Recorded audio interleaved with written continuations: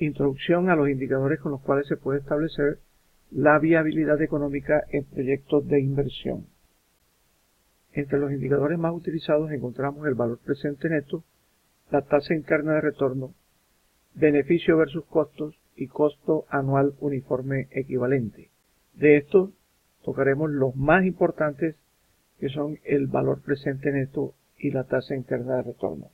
Una vez interpretados los resultados del valor presente neto y la tasa interna de retorno, se podrán tomar decisiones muy razonables cuando se evalúan y comparan proyectos de inversión.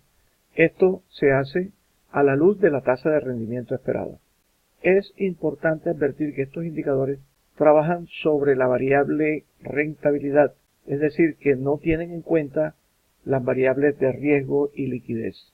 Los casos a considerar en este estudio son los de inversión en proyectos.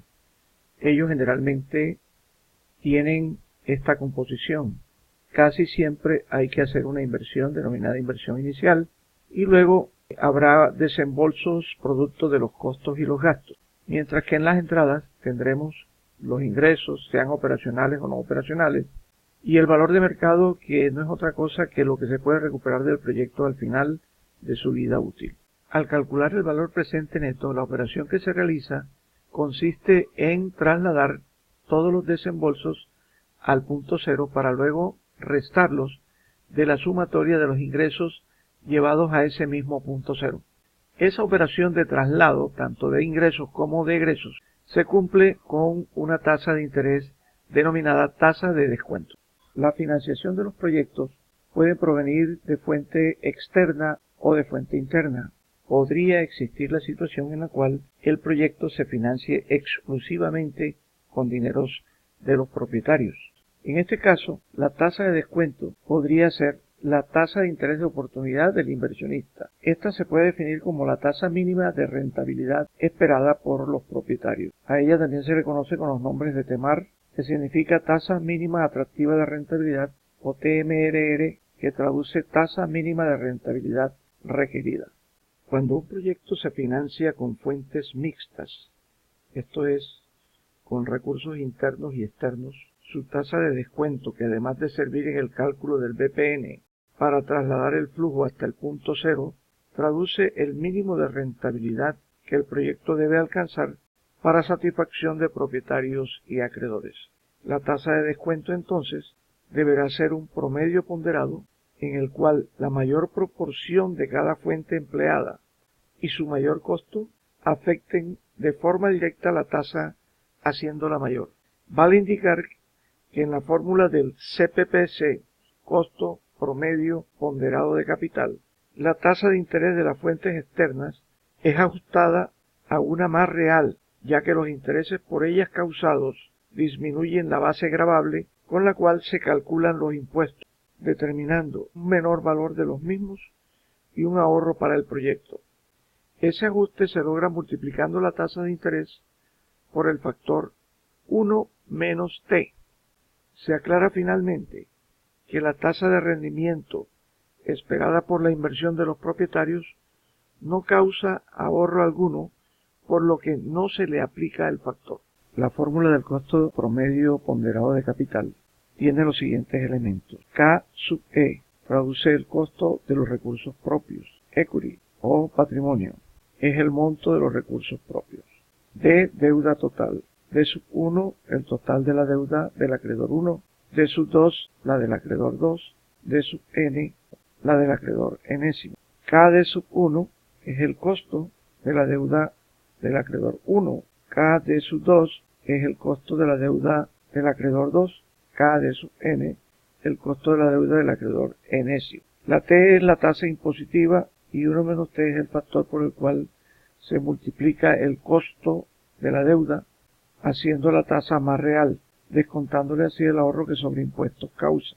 En la fórmula del costo promedio ponderado de capital, observamos entonces el costo del patrimonio multiplicado por la proporción que ese patrimonio tiene en el total de las fuentes. El total de las fuentes es la sumatoria del patrimonio más la deuda externa.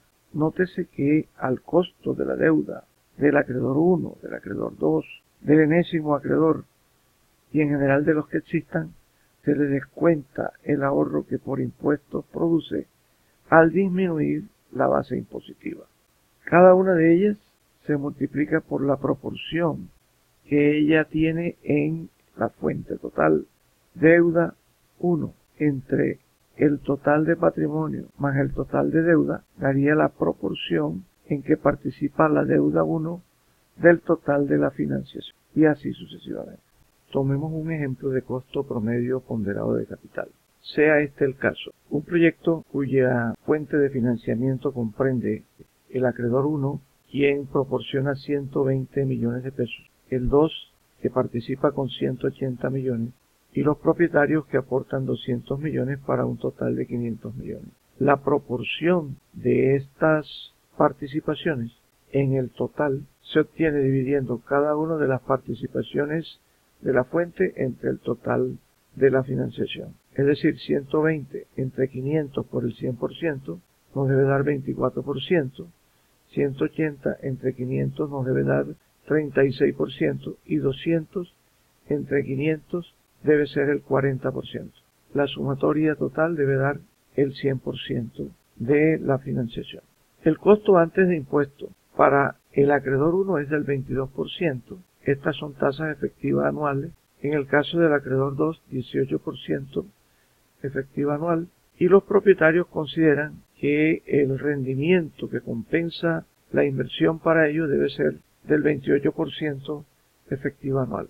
Tanto la deuda 1 como la deuda 2, no así la financiación de los propietarios, tiene ahorro en impuestos.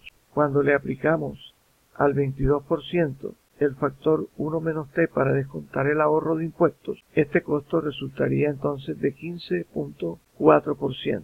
Al hacerlo en el 18 nos daría 12.60.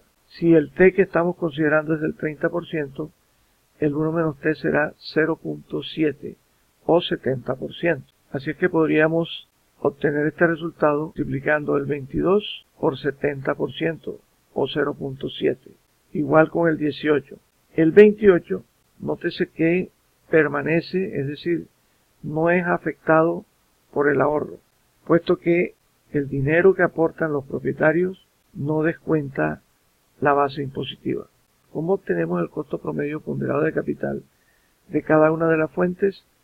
Multiplicando su peso, en este caso 24%, por su costo después de impuestos, por 15.4%.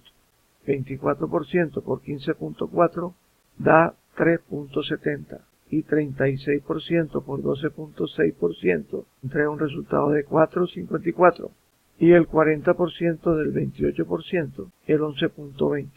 La suma total de esto nos da el costo promedio ponderado de capital de todas las fuentes, que termina siendo del 19.43% efectiva anual.